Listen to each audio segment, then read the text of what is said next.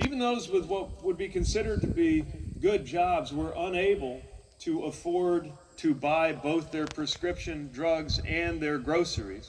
And the president concentrated his efforts on deciding whether to buy Greenland. They will look at this moment in history with great puzzlement. But if we get this right, this moment will also be looked on as a turning point. Recognizing that what got us here is going to take a lot more than just thinking about the character or the peculiarities of the current president. Because as serious a problem or even threat as this president represents, it's also not the case that a presidency like this would have happened if we didn't have some deeper issues in this country. A guy like this does not get within cheating distance of the Oval Office under ordinary circumstances. But we have been facing the consequences of decades lost when we should and could have been doing more. When climate change went from a theory in the 1970s to a possibility in the 1990s to an observation and then an emergency by these times. And folks are still debating whether it's even real. When gun violence made mine into the first school shooting generation, having been 17 years old when the Columbine shooting happened, only to see 20 years later that we got the same thing going on and wondering whether this country will produce a third school shooting generation. Watching the consequences of being in endless war, such that if you're any younger than me, you have spent the majority of your life with the United States in conflict. These issues are even bigger than the issues created by this president. I would argue they helped to create this president, especially when you look at an economy where the GDP and the stock market can go up and through the roof, and life expectancy begins going down. That is what we're up against. That is what we've got to fix. But I wouldn't be running for president if I didn't think we could, provided we are willing to change fundamentally the way we think about not only the presidency, but the way we're thinking about our politics right now. And it is time for us to organize ourselves around a better and different future in the name of the values that make us American.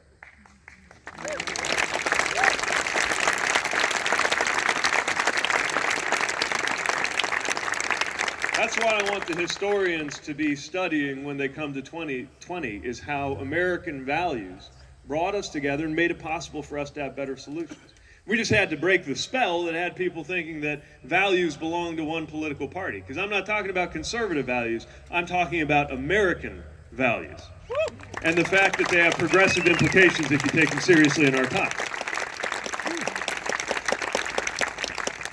In the state that lives by the creed of live free or die, let's talk about liberty. Let's talk about freedom. And let's envision a presidency in which freedom means more than cutting a regulation on a bank somewhere. Recognizing that it takes more than that to deliver freedom. That if we really want to deliver freedom, let's make sure everybody's got health care so that they are free to concentrate their efforts and energies on other things and worrying about where their coverage is going to come from. All right. Yeah. A presidency that takes freedom seriously will not perpetrate a rollback or attack on women's freedom to make their own decisions about reproductive health.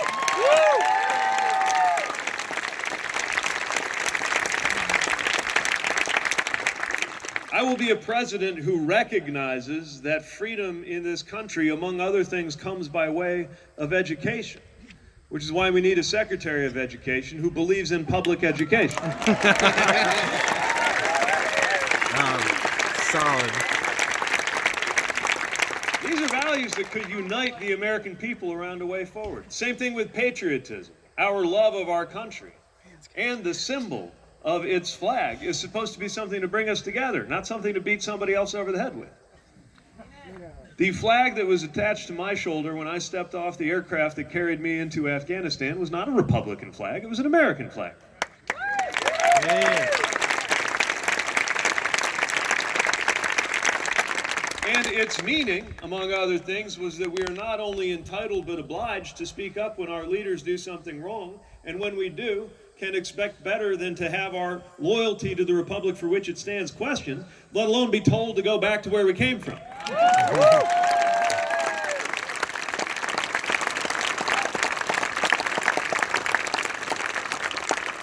Especially when where he came from is Minnesota. Let's get real about what patriotism means, what security means, what it means to protect this country and to protect one another. 21st century security is going to require a richer understanding of what it is we're up against, which is why my presidency will take cybersecurity seriously. We'll take election security seriously.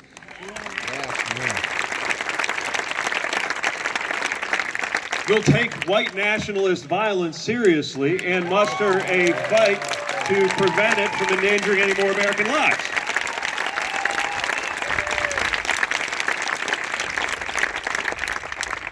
We'll take climate disruption seriously and recognize that it is the security challenge of our time.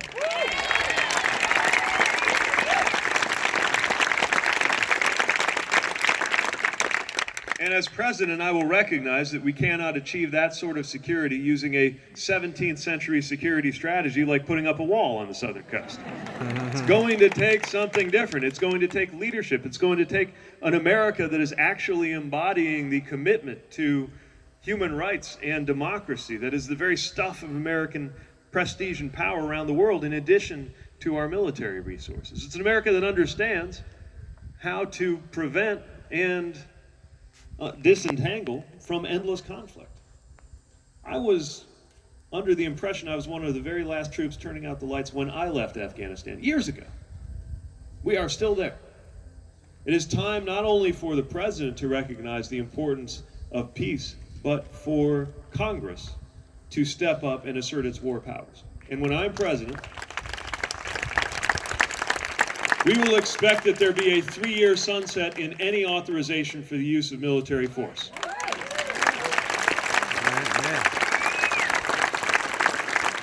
And if we really need to continue an engagement, then we ought to be willing to have that vote in Congress. Because if troops are willing to put their lives on the line and go overseas, our members of Congress ought to be able to summon the courage to take a tough up or down vote on whether they ought to be there.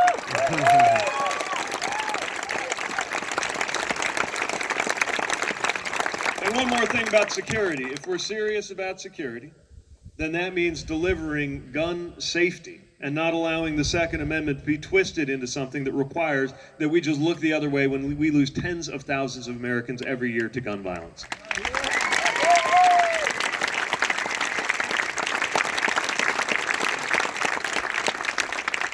The very things they've been dividing us over could be the things that we unite around.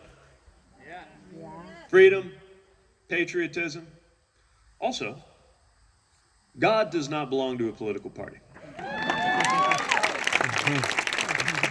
We honor the fact that we all come from different faith traditions, and I will be a president who speaks for people of any religion and people of no religion equally.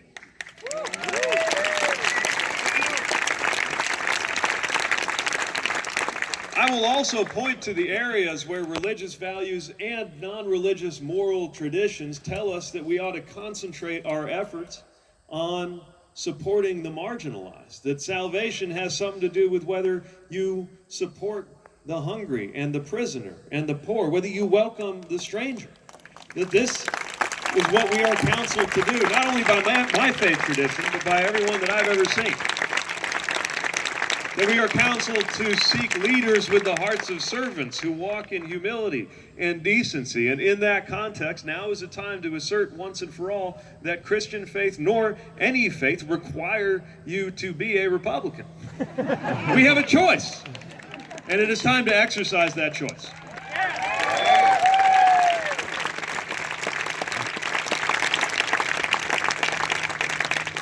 Now, guided by those values, we got a lot of practical work to do. And this is maybe a mayor's eye view of the world, but when you see a problem, it's not enough to get credit for describing the problem just right. You got to do something about it. The good news is we can come together around solutions for the big problems of our time. We got a problem with not enough people being able to access health care coverage. We got a solution in the form of Medicare for all who want it, which makes Medicare-style coverage a public option available to anybody. If I'm right, and it is superior to the corporate options, then Americans will vote with their feet, and it'll become the single payer that is the dominant healthcare choice in this country, but only after people have decided for themselves that that is the right option for them. Yeah.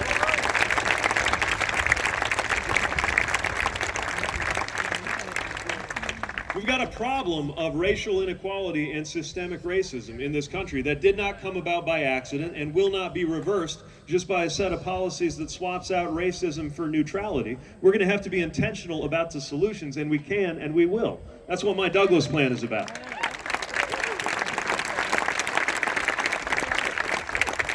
Making sure that we increase and support the number of black entrepreneurs in this country, making sure we deliver health equity in areas where you can quantify the cost of racism in public health, and making sure that we support everything from education to citizenship that has been different for some Americans. And we're going to talk about this among mostly white audiences as well as audiences of color, because this whole country needs to get this right and has a responsibility to get this right in our time before it unravels the entire American project.